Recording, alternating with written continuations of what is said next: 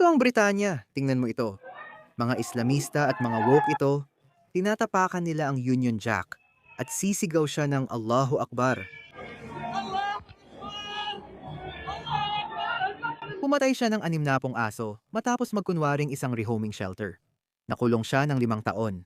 Wala namang kinalaman dito ang galit niya sa mga aso, di ba? Siguradong si Anthony Albanese ay yari na kahit ano ang gawin nila. Kung aarestuhin siya, magiging martir siya. Kung hindi, patuloy na kukunin ni Pauline ang kanilang mga botante at lalo siyang lalakas. At isa na naman itong nakakaawang pagtatangka nila na pilitin kang sumunod sa kanilang mga halaga, sa kanilang pamumuhay, sa kanilang pananaw sa mundo. Kung sabihin ng anak mo na, oh gusto ng guro ko na dalhin ko siya sa isang mosque o kung anuman, lapitan mo ang guro mo. Sabihin mo, hindi, ayokong pumunta ang anak ko sa mosque. Ayoko nito, ayokong ma-brainwash ang anak ko. Kalokohan yan. Sige mga kaibigan, si Harry Sultan ito. Kaya gaya ng alam ninyo, si Pauline Hansen ay umaangat sa mga survey at maraming tao ang nababahala at ang pinaka nababahala ay ang kaliwang sosyalista ng Australia. Punong Ministro Anthony Albanese na halos kopya lang ni Keir Starmer, si Keir Starmer na ang pinaka-kinamumuhian na punong ministro sa kasaysayan ng United Kingdom, si Anthony Albanese. Hanggang kamakailan lang, dahil ito na ang kanyang ikalawang termino by the way, hanggang kamakailan lang. Sa hindi malamang dahilan, sikat pa rin siya, gusto pa rin siya ng mga tao. Pagkatapos ng teroristang atake sa Bangladesh, biglang tumaas ang suporta kay Pauline Hansen sa mga survey, kaya doon siya nag-alala. Kaya, ano ang ginawa niya? Mabilis niyang ipinasa ang batas kontra hate speech, at noong panahong iyon, sinabi ng mga tao na tatargetin niya ang mga kritiko at lilimitahan ang kalayaan sa pagsasalita. Nanatili akong bukas ang isip at sinabi kong titingnan ko ang kalalabasan nito. Sa ngayon, neo-Nazi lang ang tinarget nila. Wala akong reklamo o pakialam sa kanila, pero hindi pa nila tinarget ang mga Islamist. Sa parehong batas, kapag Islamist ang umatake o nagbanta sa Australian Jewish community, walang aksyon ng gobyerno, pero kapag neo-Nazi ang gumawa, agad silang hinuhuli at inaaresto. Kamakailan, sa tingin ko, nahatulan ng isa sa kanila ng isang taong kulong. Sige, ito ba ay tungkol sa pagpigil ng antisemitismo o tungkol lang sa pagpili ng mga target mo? Kaya si Pauline Hansen, pagkatapos ng mga komento niya, na malinaw na na-misrepresent, medyo maluwag ang pagkakasabi niya, pero malinaw naman ang ibig niyang sabihin, nilinaw niya ito. Iyon ang ibig niyang sabihin. Paano mo masasabing mabubuting Muslim sila kung may 18,000 tao sa terror watch list ng Asia? Ipinapakita lang niya ang kulang nating proseso sa pagsusuri. Paano natin malalaman? Tinanong ko, ano definisyon ninyo ng mabuting Muslim at radikal na Muslim? Gusto kong ipaliwanag ito ng gobyerno. Kung may Muslim na nagsabing gusto niya ng Sharia sa Australia, radikalismo na ba iyon? Kapag sinabi nilang maganda ang Sharia at gusto nila ito kahit saan, matatawag na ba silang radikal na Muslim? Dahil sinasabi ng mga Muslim sa atin na walang radikal na Islam, walang ekstremistang Islam, iisa lang ang Islam. Sumasang-ayon ako sa kanila. Yun ang ibig niyang sabihin. Ngunit lumalabas na si Pauline Hansen ay iniimbestigahan na ngayon sa ilalim ng bagong batas laban sa hate speech ng gobyerno ni Albanese. Ibinahagi ito ni Pauline Hansen at sinabi niyang ipapakita niya sa inyo. Ayon sa newscom.au, nakatanggap ng ulat ng krimen ang Federal Police matapos ang panayam ko sa Sky News Australia, kung saan binanggit niya ang mga komentong iyon. Gamit ang bagong batas ng labor sa hate speech, sinusubukan nila akong ipakulong muli. Nakulong si Pauline Hansen mga 20 taon na ang nakalipas. Noong 2003 o 2004, inakusahan siya ng pandaraya sa eleksyon noon, pero napawalang bisa ang hatol at napatunayang wala siyang kasalanan. Magpapadala ako ng malinaw na mensahe sa labor at kaliwa. Tigilan niyo ang panlilinlang sa publiko. Hindi namin nakalimutan ang nangyari sa Bondi bago magpasko. Hindi rin namin nalimutan ang Lynn Cafe incident at si Curtis Cheng sa Cafe Siege sa Sydney, mga 10 taon na ang nakalipas. At iba pang mga Islamist, radikal na Muslim, o hindi malinaw kung siya ay mabuting o radikal na Muslim. Yan ang problema, at gusto talaga naming malaman ang definisyon ng kung ano ang mabuting Muslim at kung ano ang masamang Muslim. Para magawa natin, mailagay sila sa kategorya at masabing hindi ito para sa mabubuting Muslim. Kung hindi magsalita ang Australia, pati tayo ay maaaring malagay sa parehong suliranin ng Europa, United Kingdom, Canada, at iba pang kanluraning lipunan. May idadagdag pa ako tungkol dito. Manatili ka hanggang sa dulo, ipapakita ko sa iyo kung ano nga ba talaga ang ipinaglalaban natin dito sa Australia. Kaya gumawa ng video ang kaibigan kong si Abby Yemini. Tingnan natin ang sasabihin niya. Walang duda, susubukan nilang ipakulong muli si Pauline Hansen. Naglabas ng pahayag si punong ministro Anthony Albanese na papayagan niyang imbestigahan ng autoridad kung nilabag ng leader ng One Nation ang bagong batas ng labor kontra hate speech. Hindi ito drill, binabantayan ng gobyerno ang mga survey at halata ang kaba nila. Hindi ko sinisisi ang mga takot pero sinisisi ko ang sumuporta sa batas laban sa hate speech para sa komunidad ng mga Hudyo. Hindi ko sila sinusuportahan. Hindi ko sila sinuportahan dahil ugali ko munang mag-obserba. Pinaniniwalaan ko lang ang mga tao base sa gawa nila. Sabi ko, maghintay tayo at tingnan ang mangyayari. Hindi natin sila napigilan, kaya walang suporta. Pero ang sukatan ko ay kung may kakatok sa pintuan ko, hanggang ngayon wala pa. Kung aarestuhin si Pauline Hansen, talo na sila at si Anthony Albanese kahit ano pa ang mangyari. Bakit? Dahil mali ang direksyon niya, sinusunod niya ang maling mga polisiya. Ganito, kapag inaresto niya si Pauline Hansen, magiging martir ito. Lumalakas na ang suporta sa kanya sa survey at nangunguna na ang partido niya sa Victoria, dating baluarte ng labor. Sa palagay ko, sa malayang mundo, ito ang pinakamalaking paglipat mula sa malayong kaliwang wokism papunta sa matinding kanang konserbatismo, kung pagbabasehan ang mga survey. Kaya tumataas ang suporta sa kanya sa Victoria at nangyayari rin ito sa iba pang lugar. Mangyayari ito sa Queensland, sa lahat ng dako, mangyayari ito kahit saan. Kung di nila aarestuhin si Pauline gamit ang batas sa hate speech, talo pa rin sila dahil kukunin pa rin ni Pauline ang mga botante nila at lalakas pa siya. Dahil may 2 taon pa tayo, may 2 taon pa tayong maghanda mga kaibigan, kaya talo si Anthony Albanese kahit anong mangyari at kaya ayokong mapunta sa kalagayan niya. Suportado ng mga leader at organisasyong Hudyo ang punong ministro sa pagtulak ng batas na ginawa para patahimikin ang mga kalaban sa politika. Sinabi ko na dati hindi ito tungkol sa pagprotekta sa mga Hudyo. Nakakatawa lagi itong gagamitin laban sa pinakamalalakas nating tagapagtanggol. Ginamit ni Albanese ang atake sa Bondi para ipilit ang mahigpit na mga batas. Ngayon si Pauline Hansen hindi tulad ng punong ministro ay nagpakita ng malinaw na moralidad sa digmaan sa Gaza. Nahaharap ngayon sa investigasyon ang kaligtasan ng komunidad ng mga Hudyo sa Australia. Ayon sa mga batas na yan, kung hindi mo napapansin ang nangyayari, hindi ka mabuting nagmamasid. Mga kababayan, pinaiigting ang aksyon laban sa mga neo-Nazi. Ilan ba talaga sila? Hindi ko sila pinagtatanggol o gusto, wala akong simpatya sa kanila. Pero maging patas tayo. Ilan bang mga Hudyo ang inatake ng mga neo-Nazi? Wala. Ilan bang mga Hudyo ang napatay ng mga Islamist? 15 sa huling 3 buwan o higit pa. May mga firebomb na inihagis sa mga sinagoga at cafe ng mga Hudyo sa Melbourne at Sydney ng mga Islamist. Hindi ng mga far-right na neo-Nazi.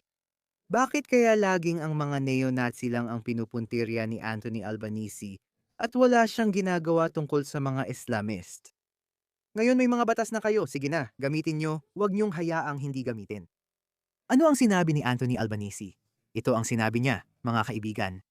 Sinabi ni Punong Ministro Anthony Albanese na papayagan ang mga autoridad na imbestigahan ang mga pahayag ni One Nation leader Pauline Hansen tungkol sa mga Muslim. Papayagan niya ito, mga kaibigan.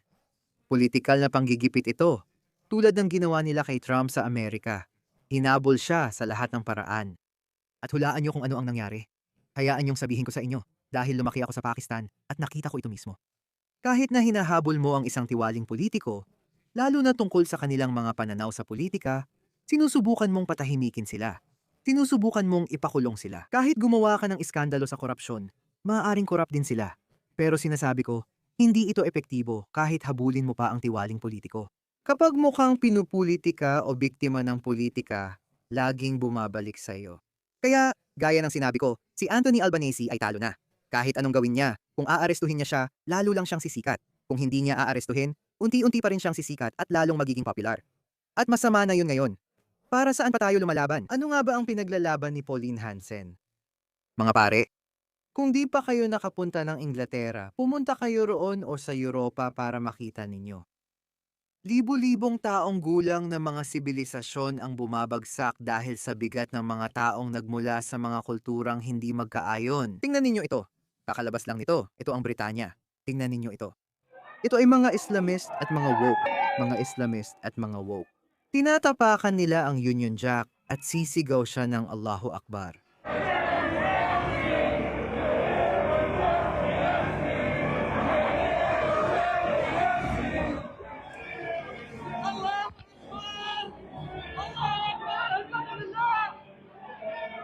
May iba pang video ng sagupaan nila laban sa mga patriot. Ito ang kinabukasan ng Australia, mga kaibigan, na hindi nauunawaan ng labor. Nangyari na ito sa Inglaterra. Nilapitan nila ang mga Islamist at Muslim, umaasang susuportahan ng kaliwa. Pero hindi naman nangyari. Pag may sapat na kapangyarihan, naglalagay sila ng sariling kandidato. Tama lang dahil sumusuporta ang kaliwa sa lesbian, gay, bisexual, transgender, queer na komunidad na kinamumuhian ng mga Muslim. Hanggang isang punto lang ang kaya mong gawin para palugurin sila. Darating ang oras na magkakabanggaan kayo dahil magkaiba ang pinapahalagahan ninyo at ng mga Islamic na halaga. Pero huli na ang lahat. Alam mo ba ang susunod? Nangyari na ang kwentong ito dati. Sa Iran, nagsanib puwersa ang mga Islamist at mga sosyalista laban sa Shah ng Iran. At sa huli, lagi namang ang mga Islamist ang nananalo. Nasabi ko na ito dati. Naisip mo ba kung bakit hindi naging matatag ang totalitaryang ideolohiya gaya ng komunismo sa mundo ng mga Muslim? Alam nyo, may mga komunistang Pakistani, may mga komunistang Bangladeshi, at mayroon ding mga komunistang Afghan, mga pare. Iyon ang naging dahilan ng pagpasok ng Soviet Union sa Afghanistan dahil tinulungan nila ang mga komunistang Afghan. Ngunit hindi talaga nagkaroon ng matatag na pundasyon ang mga komunista sa anumang bansang Muslim. Dahil ang mga Islamista ang laging nagwawagi at ang mga Islamista rin ang nauuwi sa pagharap sa pader at firing squad. Tingnan mo, ganito ang kapayapaan nila. Labor Member of Parliament Kathleen Matthews Ward. Namimigay siya ng Ramadan calendars, todo ang suporta sa mga Islamista at matalino talaga ang mga Islamista. Sabi sa meme, akala mo ginagamit mo sila para sa sosyalismo? Hindi, ginagamit ka nila para sa Islamismo. Laging ganyan ang nangyayari. Ano ba talaga ang ipinaglalaban ninyo mga pare? Naalala nyo yung tweet ng pro-Hamas mula New York? Sa wakas, ang lungsod ng New York ay papalapit na sa Islam. Magkakaroon pa rin ng lugar ang mga aso sa lipunan, pero hindi bilang mga alagang hayop sa loob ng bahay. Sumagot si Senador Randy Fine. Hindi. Kung kailangan naming pumili sa pagitan ng Islam, nagkamali siya ng sabi. Kung kailangan naming pumili sa pagitan ng Islam at ng aming mga aso, pipiliin namin ang aming mga aso. Hindi lang ito tungkol sa mga aso o pagde-dehumanize ng anuman, kundi sa pagtindig para sa pinapahalagahan mo. Sige, may sarili kang mga pinahahalagahan at sila rin ay may sarili nilang mga pinahahalagahan. Kailangan mong protektahan ang bawat isa sa iyong mga pinahahalagahan. Kasama sa mga pinahahalagahan mo ang respeto sa kalikasan, hayop, pagmamahal sa aso, at malayang pagpapahayag. At may kanya-kanya ring pinapahalagahan ng iba. Galit sila sa mga aso, alam mo kung gaano sila kagalit sa mga aso, ganito sila kagalit sa mga aso. Tingnan mo ito. Isa itong kakaibang kaso. Kakabukas lang nito. Itong lalaki na ito, tingnan mo siya. Napaka-relihiyoso ng balbas niya, sa totoo lang. Mga Muslim, may sekta ng Islam na tinatawag na Deobandi. Sikat sa Pakistan at karamihan ng British Muslim ay Pakistani. Kalahati sa kanila ay mga Pakistani, kaya siya ay isang Deobandi Muslim. Tingnan mo ito. Pumatay siya ng 60 aso matapos magkunwaring isang rehoming shelter. Nakulong siya ng 5 taon. Mga pare, kinukuha niya ang mga aso ng mga tao. Kunwari dadalhin sa shelter, irere-home, pero ang totoo, pinapatay niya ang mga ito. Siguradong wala namang kinalaman sa galit niya sa mga aso, di ba? Alam mo ba ginagawa ng mga tao sa Britain ngayon? Isinasama na nila ang mga aso sa shopping center. Tingnan mo Ron, dahil ang mga Muslim ay nanghaharas at lumalala na ang ganitong panghaharas kahit saan. Ayaw namin ng mga aso sa mga lugar ng Muslim, ayaw namin ng mga aso dito, ayaw namin ng mga aso doon, hindi nila gusto ang mga aso. At isa na naman itong nakakaawang pagtatangka nila na pilitin kang sumunod sa kanilang mga halaga, sa kanilang pamumuhay, sa kanilang pananaw sa mundo. Kailan ka tatayo at magsasabing hindi, ito ay Britanya, ito ay Australia, ito ay Amerika? Mahal namin ang aming mga aso, mahal namin ang aming mga alagang hayop, kinamumuhian namin ang halal na pagkatay, kinamumuhian namin ang lahat ng yan. Kung ayaw mo nito mas, isayaw. Kung ayaw mo nito, bumalik ka, bumalik ka sa bansang walang aso, kung saan pinapatay ninyo ang mga aso. Sa kasamaang palad, ganyan talaga sila. May nabalitaan din akong maramihang pagpatay ng libu-libong aso sa Morocco, kaya ganito ang ginagawa ng mga tao. Baka kailangan mo ring gawin yan. Pare, huwag kayong umatras. Konting bigay lang, aabusuhin ka na nila. Bakit di natin gawing tungkol sa Vietnamese community sa Australia ang mga video na ito? Wala akong maalalang pagkakataon na sinubukan ng mga Vietnamese o mga Chino na hamunin ang paraan ng pamumuhay ng mga Australiano. Kaya walang banggaan at kaya hindi ito tungkol sa lahi, kundi tungkol ito sa kultura, tungkol ito sa mga pagpapahalaga ng Australia, Tungkol ito sa mga pagpapahalaga ng kanluran. At ang Britanya, sa kasamaang palad, ay unti-unting bumabagsak habang ang ating mga katutubong tao ay nalulunod sa dagat ng habag at multikulturalismo. Huwag ninyong payagang dumalo ang mga anak ninyo sa ganitong okasyon. Tingnan ninyo, yung mga babae pumunta sa mosque para sa pro-harmony na kurso, tapos nagdadasal sila sa Islamikong paraan. Bakit ninyo ginagawa ito? Pinapayagan ba ng mga Muslim na pumunta ang kanilang mga anak sa mga simbahan? Hindi nila sinusubukan yon. Bakit hindi pinipilit ang mga Muslim na isama ang anak nila sa mga Kristiyanong okasyon? Sinasabihan pa nga nila ang kanilang mga anak na huwag bumati ng maligayang Pasko sa mga Kristiyano. Pero ikaw, pinapadala mo ang mga anak mo dahil uso at astig. Uy, tingnan mo, pagkakaisa, pagkakaiba-iba, malasakit. Huwag mong gawin to, hindi ito astig. Huwag mong gawin to, tingnan mo to. Gaano kabastos to? Bakit mo ginagawa to? Mga mahal kong OC, pakibantayan naman ang mga anak ninyo. Pinapakain kayo ng kaliwa ng kalokohan. Una, pinapadala nila sa inyo ang woke at gender pronoun na kalokohan. Sinusubukan nilang hugasan ang utak ng mga anak ninyo. Gamit yan. Okay. Tapos sinusubukan pa nilang hugasan ang utak ng mga anak ninyo gamit itong kalokohan na to. Huwag ninyong gawin ito. Kung sabihin ng anak mo na, ay gusto ng guro ko na isama ako sa moske o kung saan man, puntahan mo ang guro niya. Sabihin mo, hindi, ayokong pumunta ang anak ko sa moske. Ayoko nito, ayokong ma-brainwash ang anak ko. Kalokohan yan. Pasensya na. Kung pipilitin ka pa nila, nagsimula na silang kumilos sa Amerika. Yung mga malalaking kumpanya tulad ng GoFundMe at social media, sinasara nila ang fundraiser kapag para sa konserbatibong tao. Malakas ang laban nila sa kaliwa kaya binago nila ang kultura sa Amerika. May mga negosyo na ngayon na hindi aalisin ang sponsorship ng nagtutulak ng konserbatibong pananaw. Nagbabago ang kultura at kailangan mo ring gampanan ang papel mo. Kung ang paaralan ng anak mo ay sobrang woke at nai-Islamize, o unti-unting hinuhugasan ng utak ng mga bata gamit ang banyaga at mapanirang kultura, putulin mo na. Ilipat mo ang mga anak mo. Kausapin mo ang guro. Dahil hindi tayo pwedeng maging katulad ng Britanya, mga pare, hindi tayo pwedeng maging katulad ng Europa. Ilang beses ko nang ipinakita sa inyo ang nangyari sa Europa, lalo na sa Britanya. Hindi ako eksperto sa ibang bahagi ng Europa, pero may alam ako sa Alemanya at Pransya. Inaresto nila si Marine Le Pen, ang Pauline Hanson nila, noong nakaraang taon dahil sa korupsyon. Madalas talagang nauulit ang kasaysayan. Inaresto nila si Marine Le Pen. Sa tingin ko, 5 kandidato ng Alternative for Deutschland, isang kanang partido sa Alemanya, ay misteryosong namatay. Hindi ko sinasabing pinatay sila, pero hindi ba't kakaiba yon? 5 politiko nila namatay ng misteryoso? May Alternative for Deutschland, parang One Nation? At syempre, hindi pa ito nangyayari sa reform sa United Kingdom. Pero may isa pang mabigat na kalaban na paparating sa United Kingdom. Si Rupert Lowe na mas ka-align ko kaysa kay Nigel Farage. Kaya nagbabago na ang mga bagay, mga kaibigan, at sama-sama, mahalaga ang ating boses kapag pinagsama-sama. Kung hulihin si Pauline Hanson, mag-iingay tayo. Sumali kayo sa X.